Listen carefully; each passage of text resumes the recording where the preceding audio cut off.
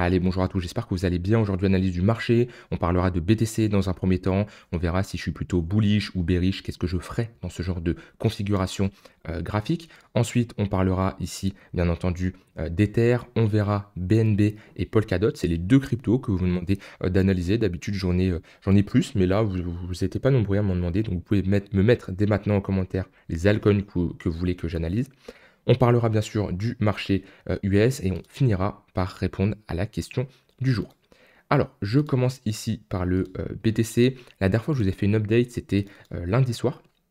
On était ici vers les 115 000 dollars au niveau de cette zone de résistance où on avait eu un rejet. Pourquoi? Parce qu'on avait une très bonne confluence entre ici le tunnel 1 heure, le point pivot weekly, le point pivot daily, donc clairement une zone de résistance. Et on a ici un cas typique, un cas d'école que je vous avais expliqué à ce moment-là. Tout est vérifiable, on peut regarder la vidéo qui a été sortie lundi, où quand on a ce genre de rebond, ce genre de rejet, cette réaction acheteuse, et on repart comme ça, on a très souvent besoin de retester ce creux-là. C'est très rare qu'on reparte comme ça, to the moon, sans former une structure de retournement. Et très souvent, c'est on retrace pour revenir chercher toujours la même zone. Je prends ici mon Fibo, point le plus bas, à ce niveau-là, point le plus haut. Et très souvent, on revient chercher notre zone de rechargement longue entre les 0,118 et les 0,786 pour former un second creux plus haut que le précédent.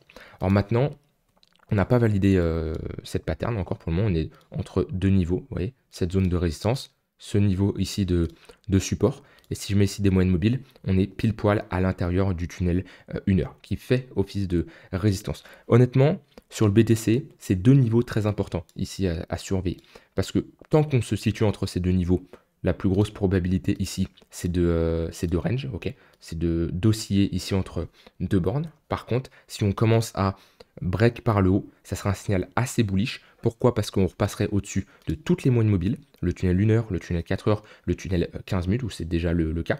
On réintégrerait ce pressant niveau qui faisait office de support, qui fait maintenant office de résistance. Il restera une résistance vers les 117 000 dollars, qui est globalement cette zone-là. Et après, c'est la TH. Mais pour le moment, on est dans cette phase de consolidation. Donc, pour ceux qui ne traitent pas un range, qui veulent savoir si on a une reprise haussière ou une reprise baissière, le plus important, c'est de mettre des alertes et surveiller les clôtures 4 heures. Mais je surveillerai un peu plus les clôtures daily au-dessus et en dessous de ces deux niveaux. Si vraiment on break ce niveau-là, la prochaine zone, probabilité assez forte d'aller chercher, c'est 117 000 dollars. Et ensuite, c'est la liquidité vers les 120 000 dollars. Okay, si par contre, on se fait rejeter et on perd le niveau ici, bah, la prochaine zone ensuite ce qui va faire surveiller, c'est globalement les 110 000 dollars à ce niveau-là, sur ce niveau de support. Donc étape par étape, hein, le trading, c'est pas toujours je prédis ce qui va se passer, je sais au dollar près, hein, ça c'est dans un monde qui n'existe pas. Chez certains, ils s'en vantent, mais c'est surtout des menteurs. Le plus important, c'est d'avoir des hypothèses de travail, de savoir quoi faire. C'est pas spécialement être bullish ou bearish, et la plupart des gens, c'est limite soit tout blanc, soit tout noir. Non, c'est pas comme ça que ça se passe, ok? C'est un curseur d'exposition qu'on ajuste en fonction de notre conviction sur le marché, en fonction de notre analyse, de ce qu'on en pense à l'instant T. Et moi, ce que j'en pense à l'instant T, c'est que sur du long terme, il n'y a pas de souci, on reste haussier. C'est un fait, hein, le price action nous le montre, les moyennes mobiles nous le montrent. Par contre, sur du court terme, moyen terme, on a quand même des petits signes de dégradation. Et automatiquement, à chaque fois, hein, sur chaque fin de cycle, à ce niveau-là, à ce niveau-là, à ce niveau-là, les premières dégradations viennent du court terme, qui entraînent des dégradations sur du moyen terme. Et les dégradations sur du moyen terme entraînent des dégradations sur du long terme. Or, des fois, on peut avoir des phases où le court terme se dégrade, comme ici, le moyen terme se dégrade, mais on ne se retourne pas sur du long terme, comme ici. Le court terme, ça se dégrade, le moyen terme, ça se dégrade, mais sur du long terme, on reste haussier. C'est comme ça. Mais tout le processus est toujours le même, court terme, moyen terme, long terme. Et c'est pour ça que j'ai réduit quand même mon exposition. Je ne dis pas que le long terme va se dégrader, pour le moment il ne se dégrade pas, mais qu'on commence à avoir des petits signes comme ça sur du court moyen terme, je préfère réduire mon exposition au cas où on pose un top sur du long terme. Maintenant, pour le moment, ce n'est pas le scénario le plus probable, tant qu'on reste ici dans ce schéma creux et sommet de plus en plus haut d'un point de vue price action, et surtout des moyennes mobiles long terme orientées à la hausse. Donc moi sur le BTC, les setups que je vois cette semaine, hein, c'est extrémité haute de ce range là, plutôt une zone où on va chercher des shorts. Là où on se trouve, on est sur une extrémité haute, hein. Si je mets ici un volume profile, hop, voilà, on voit qu'on se situe au niveau de la value area high, plutôt une zone où on va chercher des shorts. Tout ce qui revient en dessous de la value area low, plutôt une zone où on va chercher des longues. Et à l'intérieur de cette phase de latéralisation, les gens qui ne traitent pas, qui ne sont pas des traders de range, mais plutôt des traders de tendance, ils vont surtout attendre un breakout de ce niveau-là ou de ce niveau-là. Donc moi, le plan de cette semaine, c'est jouer les extrémités, ok? Donc des shorts sur l'extrémité haute, des longues sur l'extrémité basse. Ensuite, c'est d'attendre potentiellement un momentum haussier, un flux haussier et une reprise à ce niveau-là. Si on a ça, qu'on break, qu'on s'installe, qu'on retourne dans une dynamique haussière avec comme ça des moyennes mobiles orientées à la hausse, et bien dans ce cas-là, je suivrai la tendance, j'accompagnerai la tendance et les replis pourront clairement s'acheter. Si par contre on perd le plus bas, sur du court terme, moyen terme, je vais chercher des shorts qu'on aura des replis, comme par exemple ici, dans le tunnel 1 heure. Si on fait ça, on perd ce niveau-là, on revient chercher, et là on a un tunnel 1 heure qui vient faire office de résistance, je prendrai des shorts. Et sur du long terme, plutôt moyen terme, je vais surveiller le niveau ici des 110 000 $, qui est globalement cette zone-là de résistance qui fait maintenant office de support de cette précédente zone d'accumulation. Voilà, après sur le BTC, il n'y a pas grand-chose à ajouter de plus. Et sortez de cette mentalité de vous dire est-ce que c'est bull market, est-ce que c'est le bear market, est-ce que je dois faire all-in ou est-ce qu'au contraire je dois être 100% cash. Non, c'est un curseur d'exposition, ça c'est vraiment important de le comprendre, mais je vois beaucoup de gens qui me disent oui Nico, est-ce que je dois long ou short, est-ce que je dois tout acheter, tout vendre, qu'est-ce que je fais? Et ne prenez pas comme ça des aussi grosses décisions. Moi quand je prends mes profits ou quand je rentre en position, je fais pas un all-in, je mets pas tout mon cash en crypto. Non, c'est par palier, d'accord? Fonctionnez comme ça par palier, ça sera beaucoup plus professionnel là-dessus dans votre approche. Si je surveille maintenant au niveau d'Ether, on est globalement sur résistance, sur du long terme, je parle. On est toujours sur résistance, les 4000 $, on n'a toujours pas break ce niveau. Maintenant, pour moi, Ether est clairement plus fort que le BTC. Si je mets ici des moyennes mobiles, on voit qu'on vient parfaitement chercher le tunnel 4 heures. On a une réaction acheteuse, ok, et clairement, Ether est plus fort que le BTC au vu de sa réaction acheteuse. Maintenant, voilà, pareil, on est dans ce... Alors, hop, on est plutôt dans ce scénario où on va peut-être consolider et rentrer dans une plus grosse phase de latéralisation, parce que là c'est ce que je vois sur Ether, à partir du moment où on n'a pas spécialement fait de nouveaux sommets et qu'on est revenu chercher là où on était le 18 juillet, hein, donc il y a à peu près 20 jours, voilà, on voit bien ici cette phase de latéralisation avec un excès baissier, c'est ce qu'on avait déterminé ensemble lorsqu'on avait retracé comme quoi la bonne zone à surveiller c'était ce tunnel H4 avec ce point pivot monthly. On a une réintégration, ok, déviation, réintégration. L'objectif, c'est d'aller chercher l'extrémité opposée, les 3900 $. Maintenant, automatiquement, Ether suit le BTC. Même si Ether peut prendre le lead, c'est-à-dire qu'il y a des moments où BTC va pas faire grand-chose et ça va être Ethereum le leader, comme on a pu le voir pendant toute cette phase haussière, où les altcoins ont principalement suivi Ether. Ça peut arriver que BTC reprend le lead et Ether suit, bien entendu, ce que fait le Bitcoin. Donc c'est ça, il faut toujours garder un œil sur le Bitcoin, même si actuellement, je préfère largement la charte d'Ether et même d'un point de vue rebond, même si on regarde la charte ETH BTC, elle est beaucoup plus intéressante. Maintenant, dans ce genre de configuration, je cherche des longues au moment des pullbacks sur l'extrémité basse, comme on a eu ici, et des shorts au niveau de l'extrémité haute. Un peu comme on se trouve sur le BTC dans le range court terme, sauf que là sur Ether, c'est un range qui dure maintenant depuis 20 jours. Maintenant, ce qui est pas mal, c'est qu'on est au-dessus quand même des moyennes mobiles. Là, on essaye de structurer des patterns de retournement. Là, on a une chasse au creux suivie d'une réintégration. Ça, en général, c'est des patterns que j'aime bien voir. Vous voyez, pour ceux qui cherchent des fois, qui me disent « Oui, Nico, c'est quoi une réaction acheteuse? Comment tu les détermines ?» Vous voyez, ça, c'est une réaction acheteuse. C'est-à-dire qu'on a une tentative de pousser par le bas, de break par le bas par les vendeurs. Ça en témoigne ici cette mèche, ok. Sauf que on a tout simplement un ravalement, c'est-à-dire que on prend la liquidité, on réintègre et on a une bonne clôture dans le vert, ce qui nous montre que les acheteurs sont là. Et c'est ça qu'on veut voir, qu'on est comme ça sur des extrémités basses, vous voyez, hop, ce genre de pattern, une mèche assez basse, ok, et on clôture dans le vert. Quand on a ça, ça nous montre quoi? Ça nous montre que on a des vendeurs qui sont bloqués, des vendeurs qui ont la tête sous l'eau parce qu'on a des vendeurs qui ont short à ce niveau-là. Des vendeurs qui ont la tête sous l'eau, c'est des positions à liquider et c'est un short squeeze potentiel, c'est-à-dire on clôture les positions des shorters via de la liquidation, via des stop loss ou autres, donc ils rachètent leur position et ça peut faire une pression acheteuse. Et surtout parce qu'on a une confirmation comme quoi on a des acheteurs qui défendent ce niveau-là. Donc voilà, là on a une confirmation quand on est comme ça sur un niveau de support avec ce genre de réaction. C'est plutôt pas mal.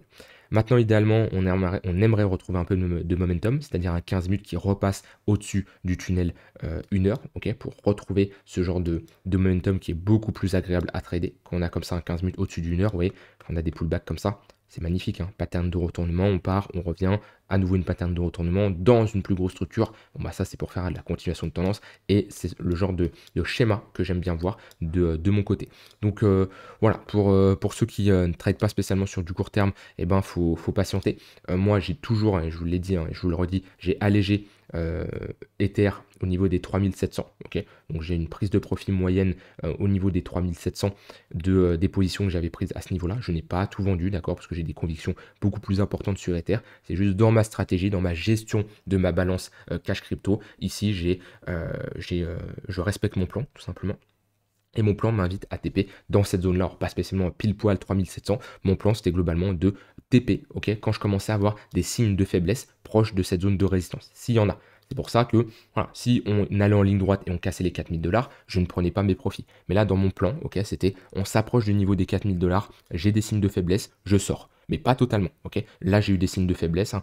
On peut le voir au niveau des moyennes mobiles, on peut le voir ici si je mets un indicateur de momentum, ok, avec ici une divergence baissière, une perte ici de momentum, on le voit bien dans cette phase-là, ou si je trace, ici on fait un sommet plus bas, hop, on le voit bien, alors que là, à ce niveau-là, on fait des sommets plus hauts. Ce qui nous montre qu'on a une divergence baissière, hein. Le prix fait des sommets de plus en plus hauts, l'indicateur fait des sommets de plus en plus bas. Ça nous montre clairement une petite surchauffe, un affaiblissement au niveau des acheteurs. C'est pas ça qui nous inverse notre dynamique, mais en général, on rentre plutôt dans une phase de latéralisation quand on a ce genre de pattern qui se dessine. Et c'est pour ça, ça m'a invité à réduire mon exposition. Voilà de ce côté-là sur Ether, en tout cas, pareil, sur du long terme, même sur du moyen terme, on n'a pas de signe de retournement. Et tant qu'on tient le tunnel 4 heures, le scénario, c'est d'aller chercher ici des plus hauts et d'aller chercher les 4000 $. Si par contre on perd le tunnel 4 heures, l'objectif, ça sera de revenir chercher vers les 3000 $. Au niveau des deux altcoins que vous m'avez demandé d'analyser, alors j'ai ici, dans un premier temps, BNB. BNB, franchement, la charte, elle est plutôt clean, hein. On fait ATH sur ATH, on reste dans ce flux haussier. En plus, la token mix sur BNB, elle est plutôt bonne, hein, puisque on a un burn trimestriel des jetons, ok, qui sont brûlés. Donc ça, au final, on réduit le nombre de jetons en circulation, on réduit la supply, ce qui crée un effet de rareté, ok. C'est plutôt bullish, hein, comparé à la plupart des altcoins qui sont plutôt inflationnistes, qui ont pas mal de jetons à débloquer. Et on voit ce que ça donne sur ici une charte avec un effet déflationniste, hein. Surtout on parle d'une crypto avec un fort market cap. Et là, ouais, c'est plutôt pas mal ce qu'on fait, hein, vu qu'on est sorti de cette grosse zone de résistance, le niveau des 670 $. On le voit bien, c'était notre value area high. On la break, ok, on a de l'acceptation au-dessus, et là on fait un nouvel ATH. Et tant qu'on maintient le niveau là des 740, ce précédent sommet là, c'est plutôt pas mal. Et le scénario le plus probable, c'est d'avoir une poursuite de notre dynamique. Après, prenez en compte qu'on est sur BNB, hein. On n'est pas sur un shitcoin, donc c'est pas une crypto qui va faire des x3, x4 comme ça du jour au lendemain. Automatiquement, les performances sont alignées au market cap. Et plus vous avez une crypto avec un fort market cap, bah, plus la performance sera... alors, c'est pas pour ça qu'elle ne peut pas performer, c'est juste qu'elle ne pourra pas faire un x10, x15, comme certaines altcoins à faible capitalisation peuvent faire. Maintenant, la charte, elle est très agréable à trader, dans le sens où, pareil, on a des moyennes mobiles orientées à la hausse. Vous voyez, ici, un tunnel 1 heure qui faisait longtemps office de support, un 15 minutes sur du très court terme qui faisait également office de support. Quand on perd le 15 minutes, objectif, aller chercher le 1 heure pour réagir. Quand on perd le 1 heure, objectif, aller chercher le 4 heures pour réagir. Ce qu'on fait actuellement. Et un peu dans le même schéma qu'on a vu tout à l'heure, c'est-à-dire que là, si on break ce niveau-là, validation de cette pattern de retournement, break du tunnel 1 heure, et scénario déjà, dans un premier temps, revenir chercher notre zone de rechargement de short, objectif entre les 810 $ et les 0,786, donc entre les 810 et les 833. Mais ouais, ici on a un cas d'école, hein. Vous voyez, une bonne tendance avec des moyennes mobiles qui tiennent. Sur du court terme, on cherche des longues dans le 15 minutes. Quand on perd le 15 minutes, on cherche des longues dans le 1 heure. Quand on perd le 1 heure, on cherche des longues dans le 4 heures. Et si vous voulez ajouter ce type d'indicateur, hein, vous allez ici, vous mettez Multime Frame Vegas. Soit vous ajoutez celui que j'ai actuellement, c'est juste les Vegas, soit vous ajoutez celui-là, qui sont tout simplement les Vegas plus les points pivots que j'utilise, qui vous permettent d'avoir les deux en un. et qui vous permet tout simplement d'éviter d'utiliser, pour certains qui ont TradingView gratuit, je sais que vous êtes limité à 2 indicateurs. Donc voilà, pour BNB, rien à ajouter. Sur du long terme, bien entendu, on n'est pas sur des bonnes zones pour se positionner. Pourquoi? Parce qu'on ne se positionne pas après un ATH sur du long terme. Un investisseur professionnel trace son Fibo. Et en général, la première zone intéressante, c'est les 0,618. Si on y revient, et on voit que là, on a méché pile poil dessus. Hop, vous voyez, petite mèche sur les 0,118. Puis après, on peut regarder les 0,382 si on a des entrées un peu agressives, mais en général, je préfère les 0,118 dans ce style de retracement là, comme on a sur une mèche, ou alors comme ici, vous voyez, où là, si je prends mon Fibo, point le plus haut, point le plus bas, tac, vous voyez, les 0,118, c'est un bon niveau de support, on consolide à l'intérieur, et c'est plutôt un niveau pertinent pour se positionner sur du long terme. Ensuite, Polkadot, alors je vais prendre la charte de Binance. Bon, Polkadot, toujours sur un gros niveau de support. Vous voyez qu'on a fait ici une déviation, réintégration. Honnêtement, ce creux doit tenir. Là, on a déjà fait une première déviation ici. Déviation, réintégration. On a chassé à nouveau ce creux-là, surtout en clôture. On voit qu'on a une bonne réaction ici, acheteuse. Maintenant, là, si on commence à faire à nouveau un plus bas, ben, on reste tout simplement dans ce price action qui est pas très beau à voir, qui est bearish, avec un tunnel daily qui fait office de résistance. Donc honnêtement, ça dépend. Est-ce que vous êtes positionné ou pas? Comment, voilà, quand j'analyse une crypto comme ça, il y a plusieurs cas, hein. Vous êtes positionné, vous voulez savoir où est-ce qu'on invalide, quelles sont les zones intéressantes. Vous n'êtes pas positionné, bah dans ce cas-là, vous cherchez plutôt à savoir, ok, quel est le signal d'achat à surveiller. Alors, je ne donne pas de conseil en investissement. Moi, je dis en tout cas, moi, ce que je ferais de mon côté. Et quand je parle vraiment pour moi. Maintenant, à vous de prendre les conseils comme bon vous semble.